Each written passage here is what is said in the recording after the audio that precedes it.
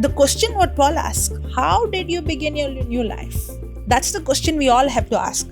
How did we begin our new life? Was there any trust in our ability? Was there any hope in our goodness? Was there any hope in what I perform? No. My focus was on what Jesus did on the cross for me. That's how I was born again.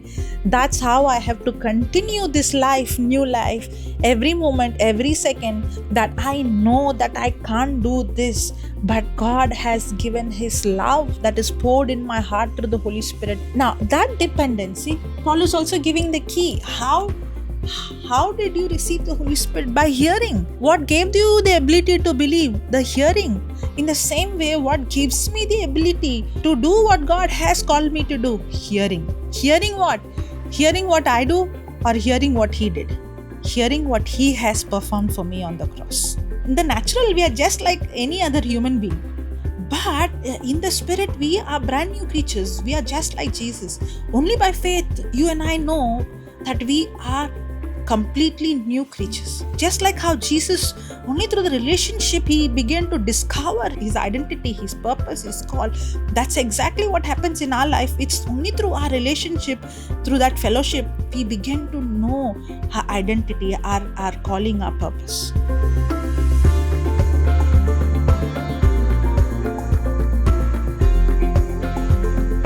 Thank you, Lord, for the hunger and thirst that you have put in us to study your word, to drink this spiritual milk. Thank you, Holy Spirit, for enlightening the eyes of understanding, to hear, to see, to know, to understand your word, your truth, and what you have in store for us. And we thank you, Lord, for confirming every word of yours with signs accompanying. In Jesus' name we pray, Father. Amen. Amen. Amen. Praise God. Thank you, Jesus. So, can someone give a small recap of what we learned last session? Yeah, no, last session, actually, we did a little recap about how far we've come and what we've been learning and the understanding of um, uh, the difference that we've made, understanding law from grace. Okay. Anything else? Yeah, you took rich man and the woman at the well. Yeah. And explained how that the law mindset and how God Jesus was ministering law to the rich man because he was going to justify himself using the law, and how Jesus ministered grace to the woman at the well. Yeah. Because she has already considered herself as she needs the Messiah. So those two examples actually spoke to us loud and clear that how much because when we have that honestly this is like a this even Brother Jude was asking us, we need to examine ourselves where we are. Whether the rich man, I don't know whether he meant these two examples, the rich man or the woman at the well. Honestly, Sister Jocelyn, I was pondering and pondering, and see how we all have these high class demons in us. How a thought came to me while I was just doing my work. How nowadays these so-called prophets, right, preaching, what if Jesus comes to them and asks, will you sell your stuff and come with me? And then that was the thought came to my mind, okay? But inside of me, I heard a loving voice like, leave aside them. What about you? Where you stand? Will you be able to sell all you have and come with me? Then I was convinced, leave aside the money, I may not leave my husband and my 2 children, I may give all the expenses. So this is where we are actually. We tend to perform. And then as I saw your status, right, the first thought came to my mind was, oh, with all these Easter and all that, I couldn't listen to the YouTube clip. It's better for me to get back and listen. Okay? Why? The purpose is to perform. Purpose is to, if you ask any question, or if there is anything, I also have to contribute something, right? That's the inner motive. So actually, we are all these years, for me, this scripture, I can't remember where it is. Past few days we got, sessions. You told that no one is seeking God. All have turned their ways. Honestly, for me, this scripture is not spoken. I thought to myself, Paul is talking to the Romans, right? This scripture never in my life has given me that conviction. You also not seeking God. You also want your way. But after one by one, when I was actually I won't say I was pondering. It has to be the Holy Spirit. The goodness of God only makes us repent. I was kind of in a conviction that I'm not seeking God. All those, even though I was thinking, I compare myself. 1 minute. Can you tell me again about that Romans? What did you thought about it? I thought that I can't remember where the scripture is, okay? But it has somehow got into me that no one is seeking God. All have turned to their own ways. This scripture has not spoken to me earlier. I was under impression Paul is talking to the Romans, right? And telling them, y'all are not seeking God. Y'all have turned y'all's way. But now all of a sudden this scripture became very personal to me, and I was convinced that I am not seeking God. I am just seeking my own ways, maybe solutions, maybe approval from God. But it came in a loving manner. Still I was convinced about God's love for me. The more and more this light of the gospel is revealing where and where these high class demons are hiding inside of us. And yes, now I clearly see, even though when we come for these sessions, there is a kind of a so we are so tuned to perform. We are so, we are so we seek approval. Yes. So but when with this I have missed the mark.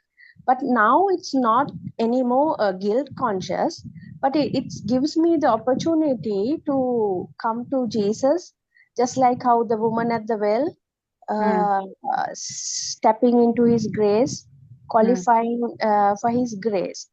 So this topic has helped me a lot to identify many things, and deep down, even though I was thinking that I have a walk with God to see, I wonder whether I have not even begun. Okay, so 2-3 things of what you were mentioning about. One, you were talking about high class demon. Now, some people must be thinking, now what is that high class demon? There is a difference between a person who is born again and a person who is not born again. in Romans 3, what you were telling about in Romans is in Romans chapter 3. What then? Are we better than they? In no wise. For we have been proved, both Gentiles, Jews and Gentiles, that they are all under sin.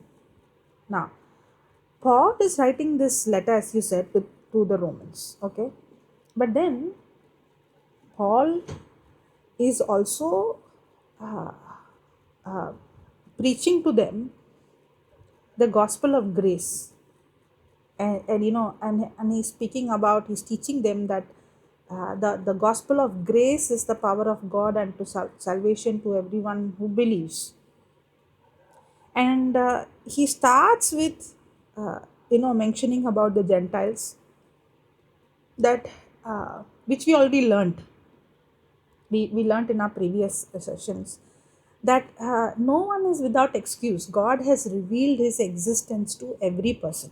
There is a intuitive knowledge that God has revealed his existence, and there is God has revealed his wrath against every sin. So everyone knows this is sin, this is right, and this is wrong. The law is written in their heart. And in the same way, the law is given to the Jews. It doesn't mean that Paul is saying, just because the law is given to you doesn't mean that now you can judge others.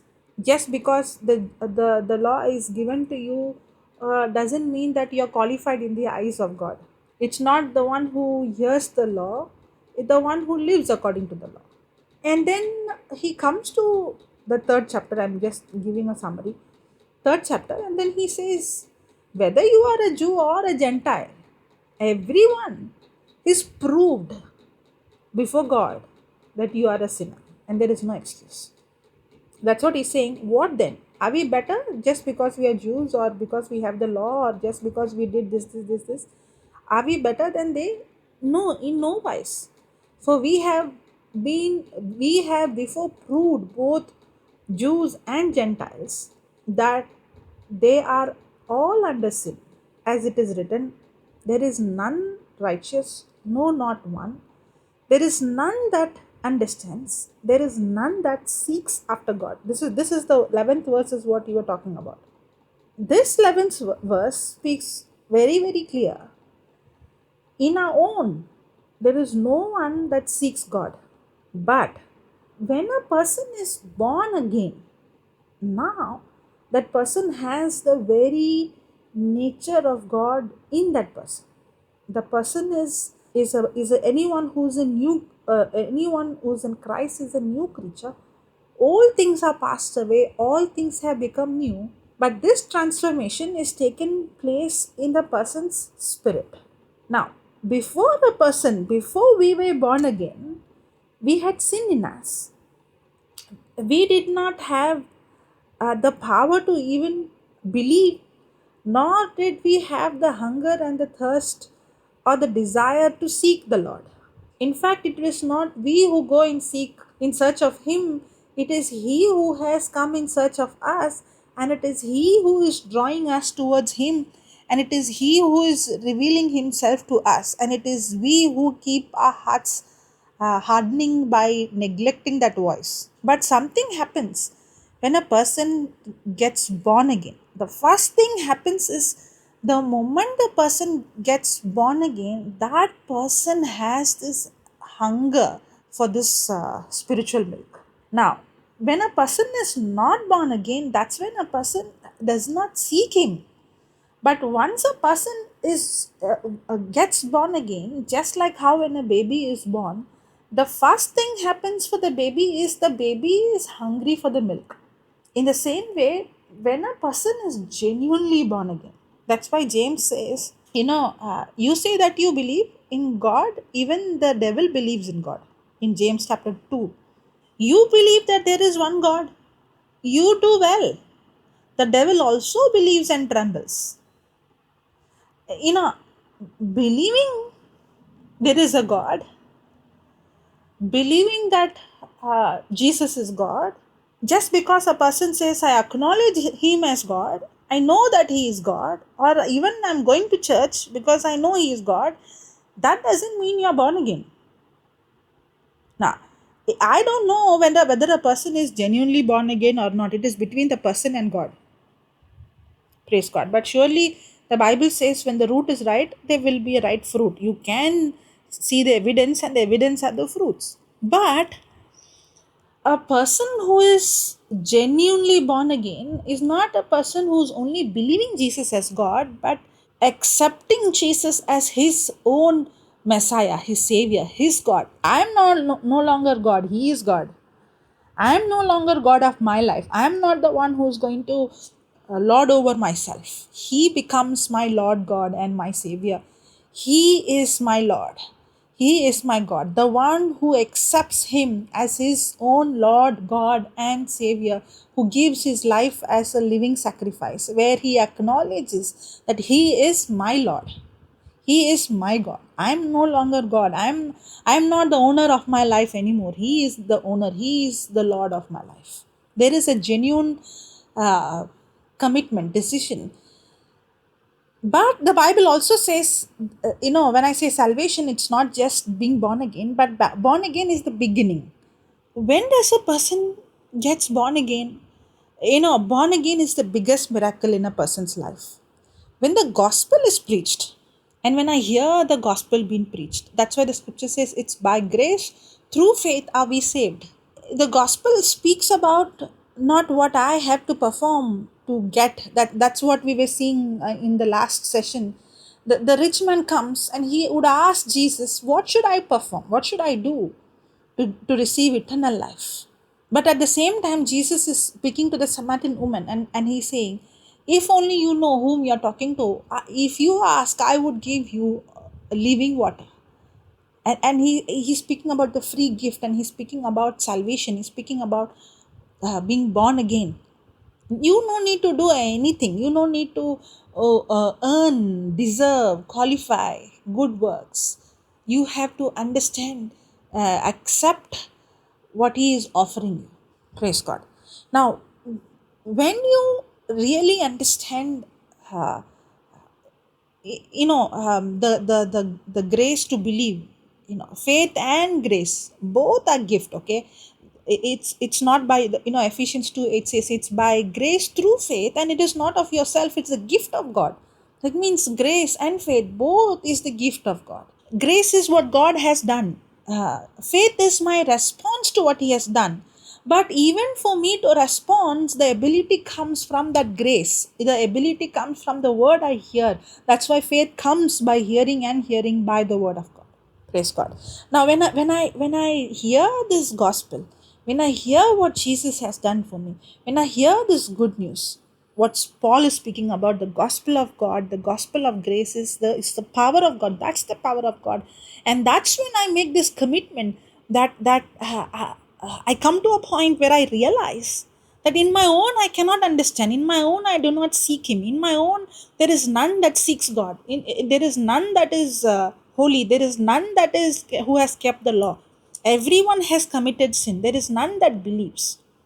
I realize that. But the grace of God gives me the ability to believe. And that's when I'm born again. And when I'm born again, if I'm genuinely born again, if I have genuinely accepted Him as my Lord God and Savior, and that's a miracle that happens. And it happens only when a person hears the gospel that is preached. The first sign is the person has the hunger for the spiritual milk. Can you put that 1 Peter 1:23? Being born again, not of corrupted seed, but of incorruptible seed, by the word of God, which lives and abides forever. So, being born again, a person is born again not of corrupted seed, but of incorruptible seed by the word of God, which lives and abides forever. Now, I'll continue to read, okay?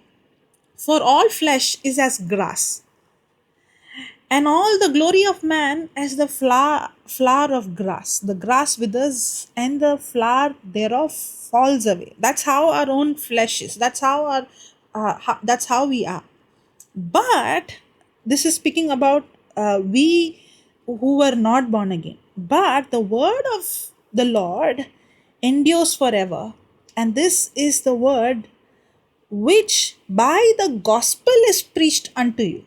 So when the gospel was preached to us, it's the word of God that I heard, the gospel that I heard, that is the incorruptible seed. And by that word of God, I'm born again. That's what the 23rd verse says. Being born again, not of corruptible seed, but of incorruptible seed by the word of God, which lives and abides forever. Now, if you continue, this 1 Peter 1:25 is the last verse. If you continue. Now, wherefore, that means it is a continuation. Correct? Wherefore means it's a continuation of we are born again. How we are born again? By the word of God. How we were born again by the word of God? Because the gospel was preached to us. That's what we saw in the 25th verse. Wherefore, laying aside all malice and all guile and hypocrisy and envies and all evil speakings, as newborn babies, desire the sincere milk of the word, that we may grow thereby. So when a person is born again, now how can me who's born again, who's new in my spirit, how can I overcome sin? How can I overcome malice, guile, hypocrisy, envy, evil? If I am genuinely born again as newborn babies, there is desire for the sincere milk of the word, that you may grow thereof. So when a person is born again, second verse, when a person is born again, the evidence is the person has the desire, a sincere desire for the milk. I have, just like how when a baby is born, the baby has this desire, the hunger for the milk. Otherwise, the baby would cry and cry and cry. Yes, and the baby would cry once in 6 hours, 7 hours, 8 hours, or the baby would cry after feeding the baby stomach full again in 2 hours. The baby would cry. And if the baby is not having the hunger for the milk, then there is something wrong in that baby. In the same way, when a person is genuinely born again, there is a genuine hunger for this milk. Praise God. Another thing. Sister Viranjani, you there? Yes, sister. Yeah. There is a very, very thin line from me understanding my identity of who I am in my spirit, and also understanding the fact that these are the areas that I still see me as an old person, unrenewed mind, which you're talking about. Now, when you were saying about high class demon, let me give example of that, and then let's understand it. One of the example is the elder son and the younger son, the prodigal son and the elder son. The father had two sons, and one was one asked for his share, and he went to a distant place and he spent all his money. He lived a sinful life, and then he ended up eating the food of the pig, and then he comes to his senses, and then he realizes, okay, let me go to my father's house. The other one is always in the father's house, but the one who is in his father's house is sincere, he's hardworking, he's obedient, he's doing everything. But the problem was in the heart condition. That's why Jesus said, how can a bad tree, when the root is evil, how can it produce good fruit? He did not have love for his brother, nor he had love for his father. That's why he was angry with his brother, and he was even angry with his father. In fact, he did not acknowledge his brother as his own. He would tell his father, your son. And then he also would tell his father, I've been serving you all these days. What did you give me? He didn't even care of the heart of the father. Now, another example is the Mary and Martha. Now, when you see Mary's action, 100%, I was even thinking, what is wrong with Martha? If she is not going and doing the work, then who will do? Somebody has to do, right? I felt like her anger was right. Now, her action was 100% right. There's nothing wrong. But God doesn't look at our action, God looks at the heart. The action should produce from our heart. What heart? A believing heart. So God is not, that's why God is saying, I don't look at the outside like how man sees us in the outside. God looks at the heart of us. Now, in both the cases, the Martha and the elder son, in both of them, they, in even the rich man which we saw last session, all these three of them, if you see, first of all, they were not born again. Not because the gospel was not preached to them, not because uh, I'm not very sure about Martha, but I'm very sure about the elder son and what is that? The rich man. Now, in all these three cases, the focus was on what I have to do or what I have done. I'm going to be justified based on my action. But actually, if you see, the root of everything was pride. Now, it looks like the elder son is a good person and the younger son is a bad person. It looks like, the rich man is a good person and Samaritan woman is a bad person. It looks like one is living much, much holier than the other. The one is more obedient than the other. But it was very easy for the Samaritan woman to receive Christ or receive salvation. It was very easy for Mary to accept Christ, but it was literally impossible for the rich man to accept Christ or receive salvation, and it was very difficult for Martha to receive what Jesus was giving her. Why it is very easy for the sinners and one who is performing better or the one who is excelling better or the one who's performing or trying or living much holier life, why even Jesus said, when the woman was washing Jesus's feet with the alabaster oil, the Pharisees in the house were saying, if only he knows who she is, she's a sinner, all these comments are going on. And Jesus said, the one who is forgiven more loves more. So it sounds like if I would have committed more sin, I would have been forgiven more and then I would have loved more. That's how I interpreted it.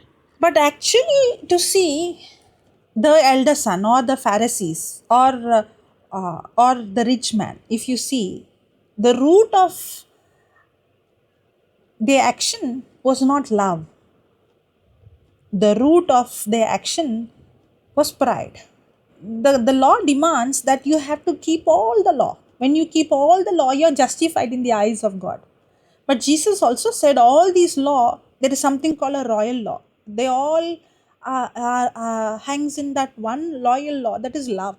Love your God and love your neighbors. Love. Jesus kept all the law means what?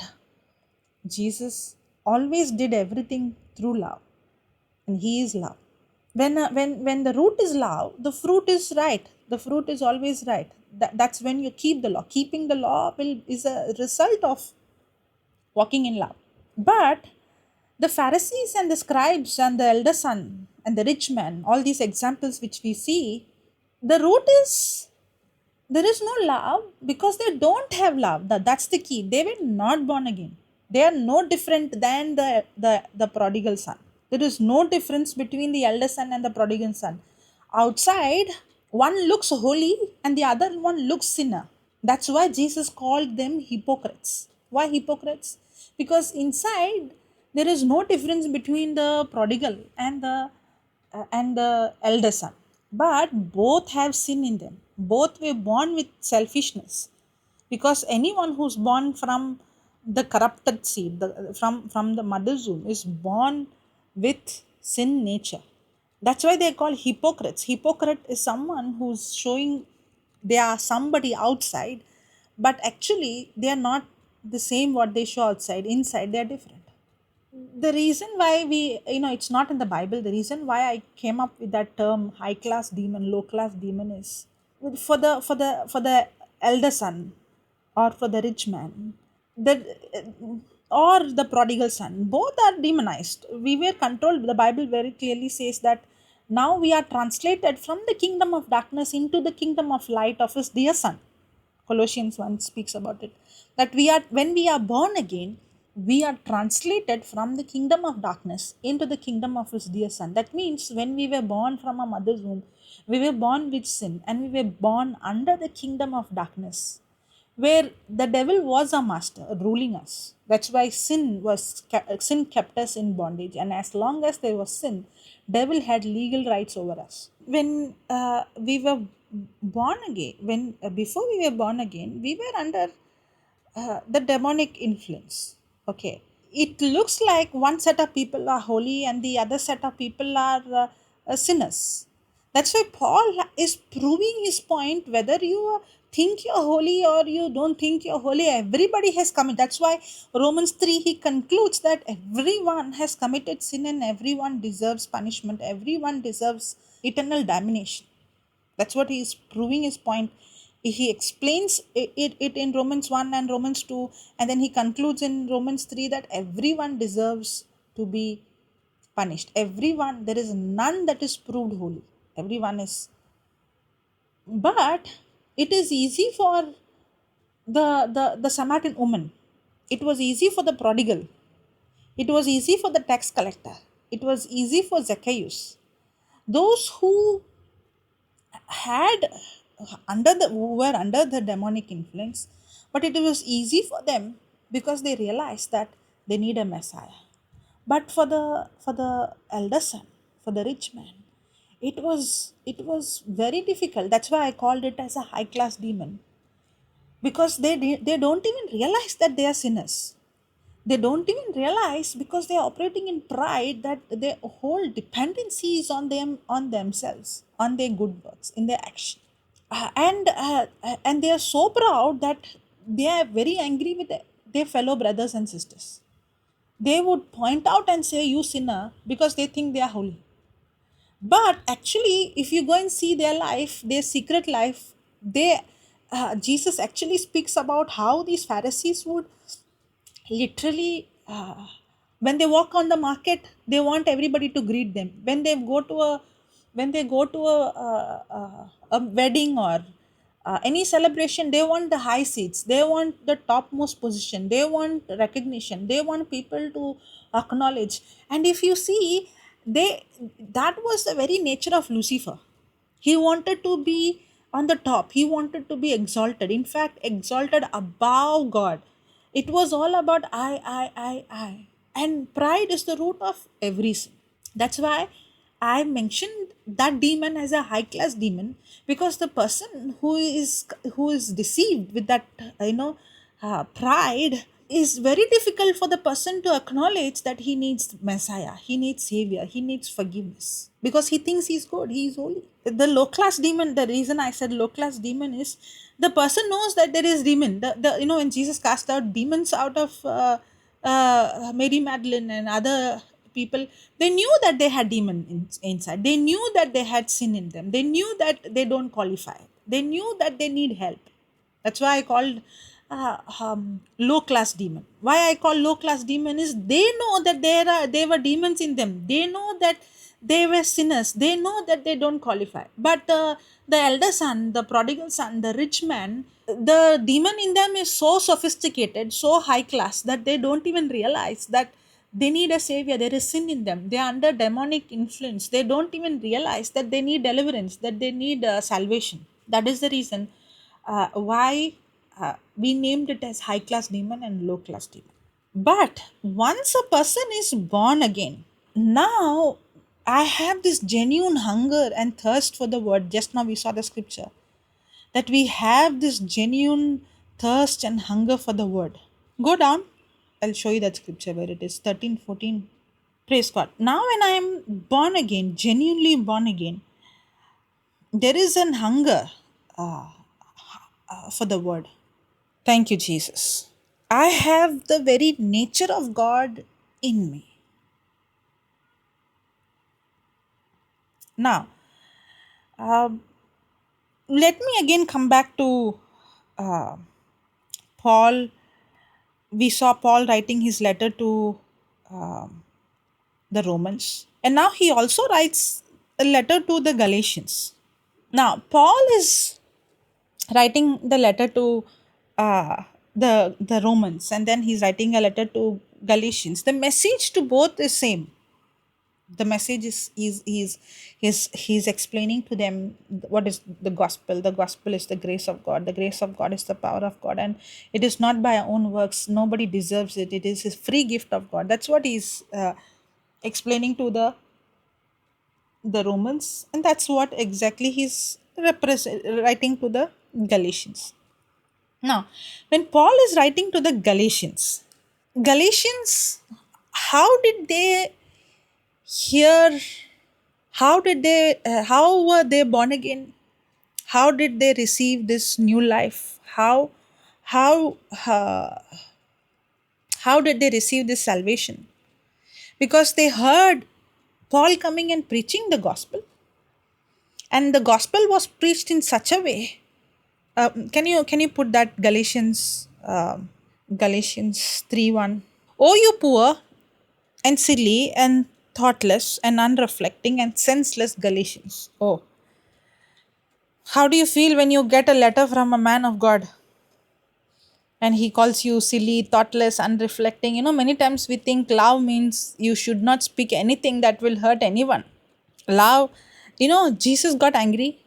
Praise God. When you love someone, now again, there is a right way and there is a wrong way. Another thing is the root of it. I can hate someone, that hatred is demonic. When I hate someone, I speak words to hurt them. That is completely demonic. And the Bible says where there is hatred, where there is envy, there is all kind of evil work. When I hate someone and the root of my me speaking words is hatred, then I have opened door for demonic words. But I love someone so much, and I am so concerned about, and the root of me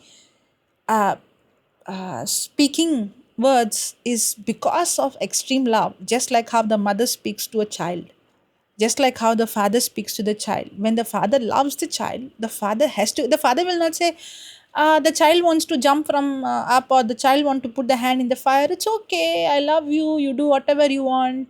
Will you say that, or will you correct the child? Correct. You'll correct the child, right? When there is love, there is correction. Praise God. That's why you have to understand, when in your spiritual life, God has put genuine people in our life who speaks to you out of love. And if I am not able to take correction, then it's my own pride that blocks that correction that God brings in my life. Praise God. And when I really love, it's not every time I say yes for everything. When I really walk in love, when I know this is what the word says, I stand for that word. That is true love. I don't compromise. If this is what the word says, this is what the word says. I'm going to believe that word, and I'm not going to compromise. Praise God. Okay, now Paul writes this letter, O you poor and silly and thoughtless and unreflecting and senseless Galatians, who has bewitched you, fascinated or bewitched or cast a spell over you, unto whom, right before your very eyes, Jesus Christ the Messiah was openly and graphically set forth and portrayed as crucified.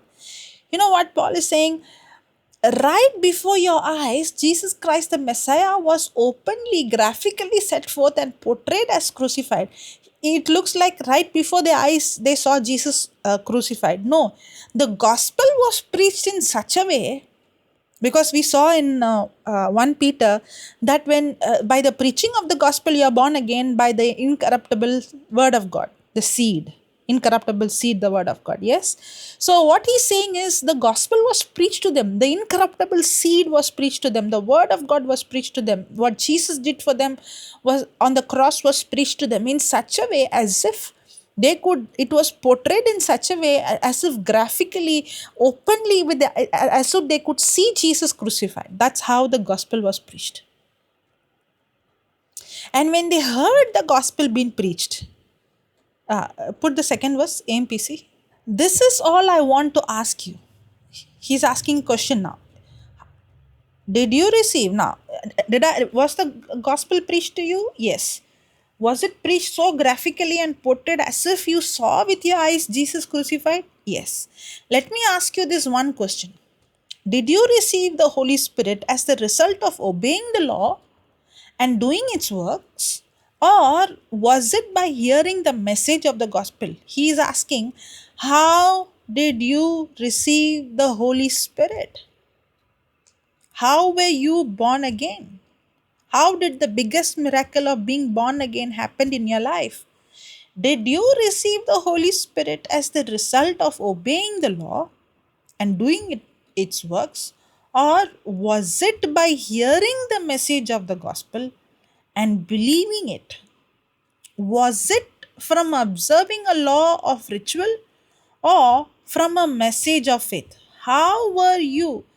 How were you born again? How did you receive the Holy Spirit? Was it by keeping the law or because you heard the message which was preached to you in such a way as if Christ was crucified right before your eyes? You heard the gospel message and you believed it and you were born again.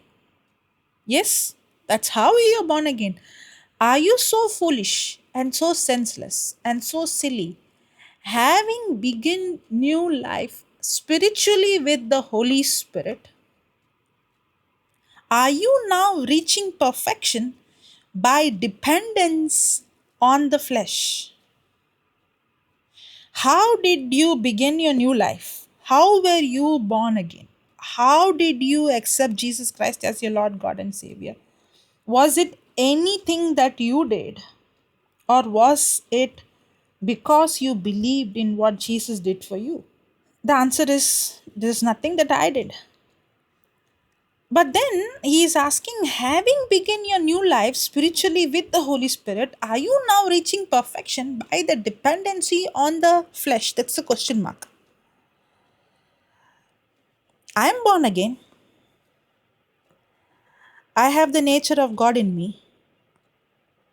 I have the spiritual hunger to study the Word, to know Him, to spend time with Him in me. And my beginning was just like how the Samaritan woman encountered Jesus. That's how is my encounter with Jesus.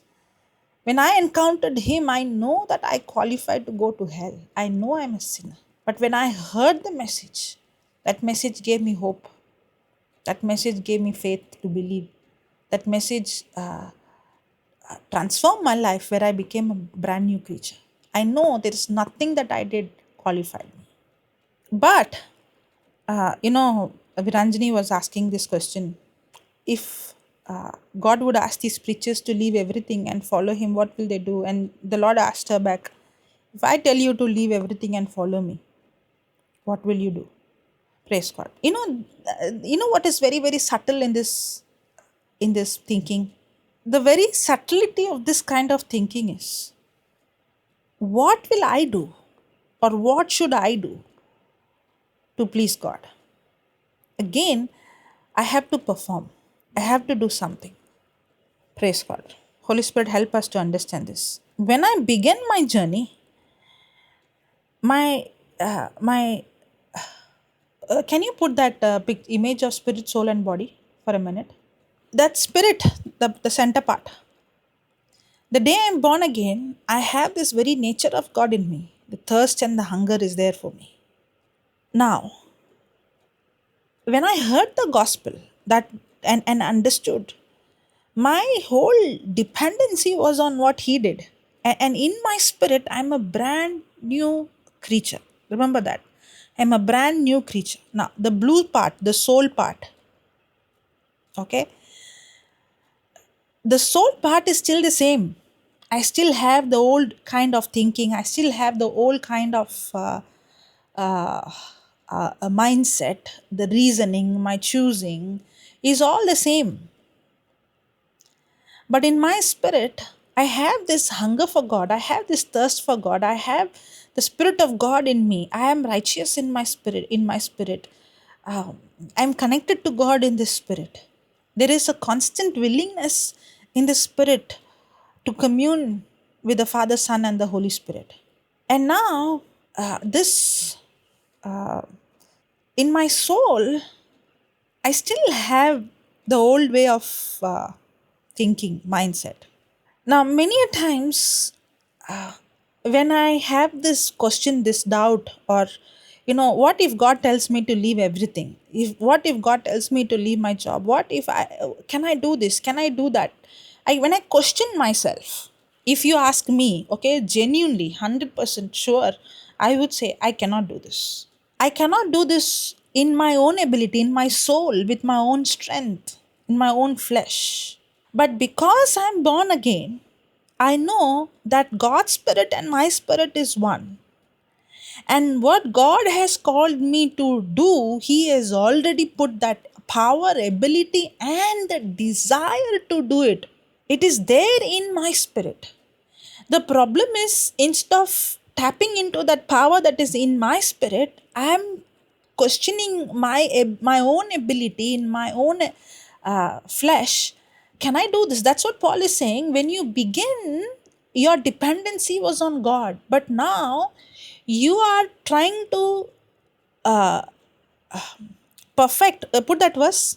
Let me use the same words what Paul is using. Third verse. Are you so foolish and so senseless and so silly, having begun your new life spiritually with the Holy Spirit? Are you now reaching perfection by dependency on the flesh? The dependency on the flesh. Now, when I say flesh, is depending on my own ability, means what? My natural ability. But I have God's ability in my spirit. Now, I can go into guilt and shame and condemnation if I would look into my natural ability and see myself unable to perform. And not only guilt, that is actually called pride. Now, it might look like I want to do everything, give everything. I want to be a martyr. I want to do anything that God wants me to do. I want to go anywhere God tells me to go. I want to do anything that God tells me to do. I want to give my life as a living sacrifice. I want to, even if He tells me to go to Africa, I will go, even if it is hard for me, even if He tells me not to enjoy any kind of comfort, without sleep, without, I will do anything for Christ. Now, it might sound very, very spiritual, but actually I will do, the focus comes on my own flesh, my own dependency. And then when I see myself falling in that area, that I am not able to perform, can I do this what they do? Can I leave everything and go? Can I perform? When the question comes, then I feel like, okay, there is something wrong in me. I also think that it is because of a high class demon. Now, I would say I am not supposed to be conscious of the demon. I have to be conscious of my identity, because I am not, I am based on my action. I am, who am I is based on my identity in my spirit. If God has called me to do something, He has also put that desire, the hunger, the passion, the ability to do it, but that power, that ability is in my spirit. All that I have to do is the question what Paul asks, how did you begin? That's what he is asking. Having begun your new life, how did you begin your new life? That's the question we all have to ask. How did we begin our new life? Was there any trust in our ability? Was there any hope in our goodness? Was there any hope in what I perform? No. My focus was on what Jesus did on the cross for me. That's how I was born again. That's how I have to continue this life, new life, every moment, every second, that I know that I can't do this, but God has given His love that is poured in my heart through the Holy Spirit. God, now that dependency. So Paul is also giving the key. How did you receive the Holy Spirit? By hearing. What gave you the ability to believe? The hearing. In the same way, what gives me the ability to do what God has called me to do? Hearing. Hearing what?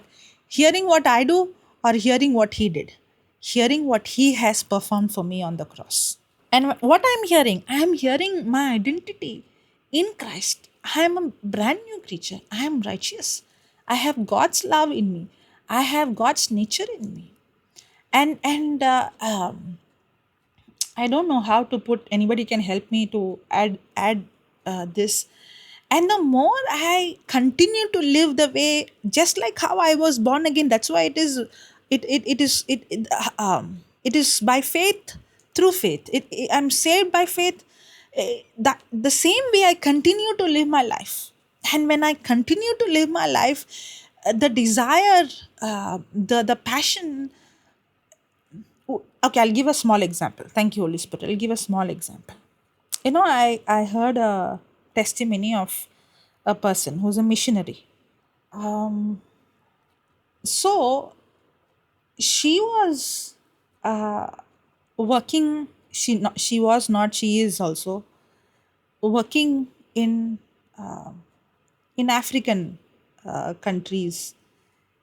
She lives with these people, preaching the gospel, healing, deliverance, signs, wonders, miracles. So, in the beginning, when she started, her mindset is, I'm a missionary. I should die to my flesh. I cannot enjoy luxury. Luxury is sin.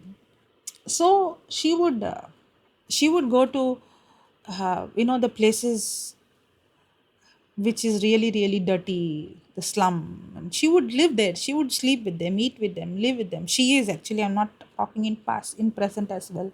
And anytime people would she would see, she would not wear slippers. The reason she won't wear slippers is, she would see anybody bare feet, she would give her slippers.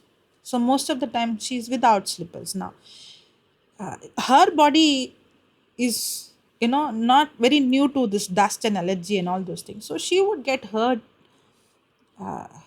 in her feet, and she would get infection, bleeding and all those things, because she is constantly not wearing slippers, because love of Christ, doing to others, caring others better than self.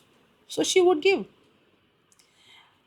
And the infection that she was constantly, the garbage and the dust and all those sharp things would damage her feet, and she got infected and she ended up in the hospital. Now she's in a deathbed. And then she's thinking, didn't I do this for Christ? Didn't I sacrifice my life? Why? And all these things, questions she's getting. Then the Holy Spirit asked her a question. Did I tell you to give your slippers to them? Then she started thinking, that is how I have to live. I have to give what is mine. Then the Lord told her, if you would have believed, you would have had slippers for the whole country, the whole nation, for you and for the people, because I took your poverty on the cross. Now this might sound humility. Okay, this might sound that she is very, very humble. This might even sound that she is questioning herself. I should not walk in pride. I should be humble. I should be giving. I should be giving. But the root is, she's not depending on what Jesus did for her on the cross, but she is depending on what she has to do for Jesus. That's why he's saying that dependency is on the flesh rather than the power of God that is in her, on the Holy Spirit. She had to come to a point and she had to believe, I thank you, Lord, that you have provided for me and for this whole nation.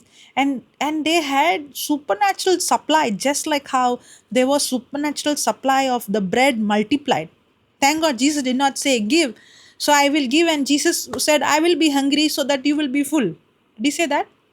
He said that on the cross, but because he became a substitute for us on the cross. But when he multiplied the fish and the loaves, it was for everywhere. The same way, there were trucks of slipper coming into the village that everybody had slippers to wear. But she had to believe and depend not on her flesh, but depend on the power of God.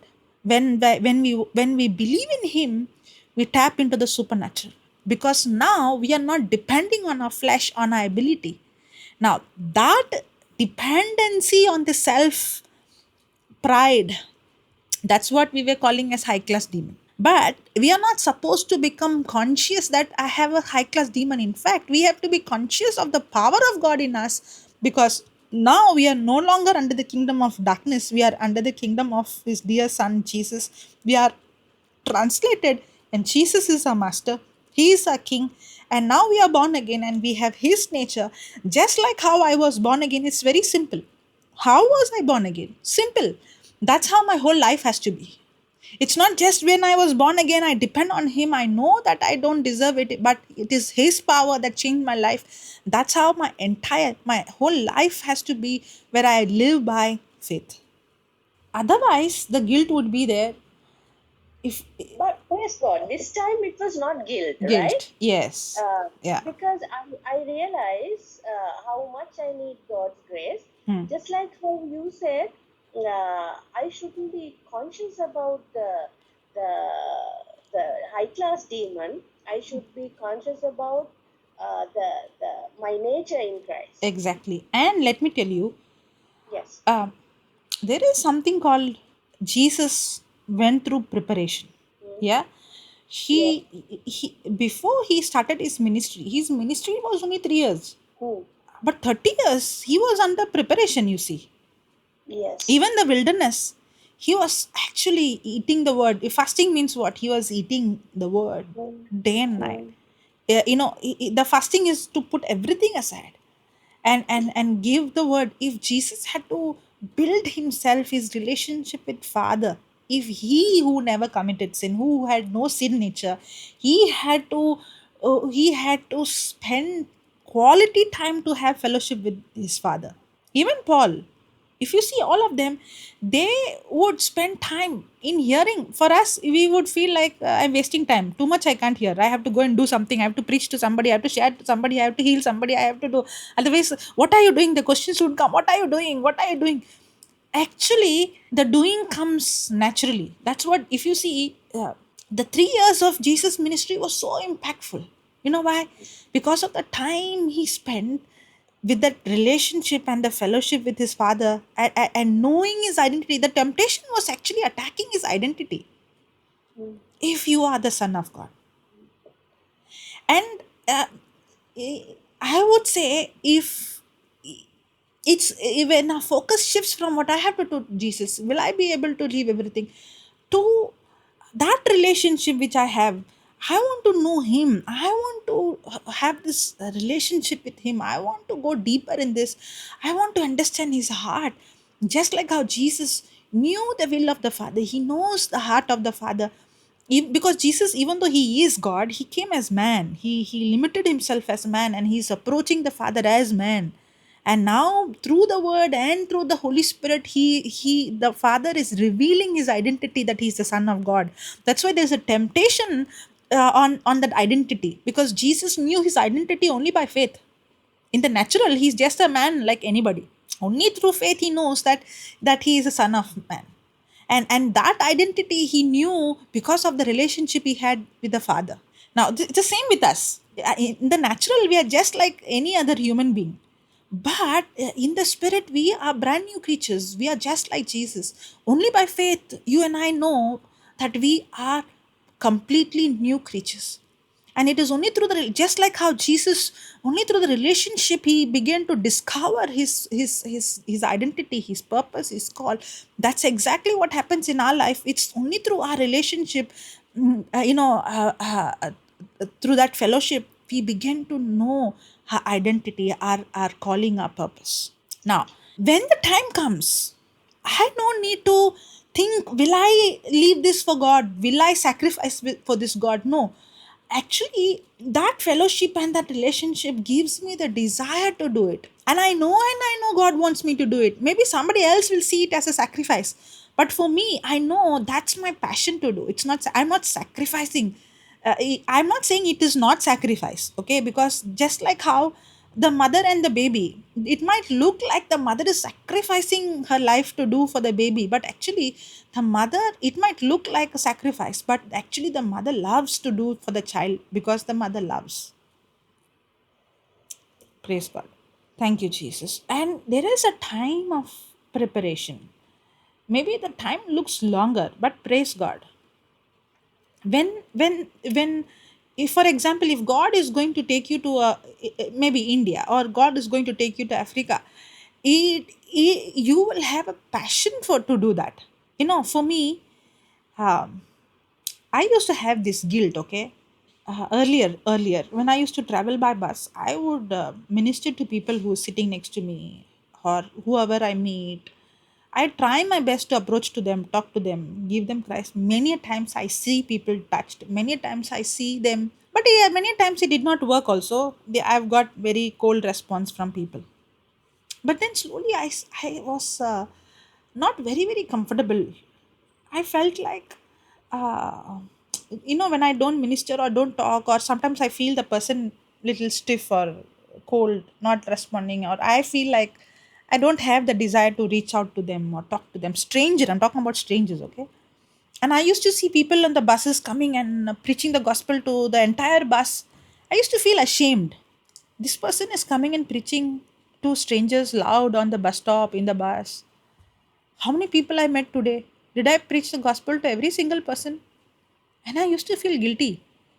I used to feel like, why am I not doing this? I don't know how to do this.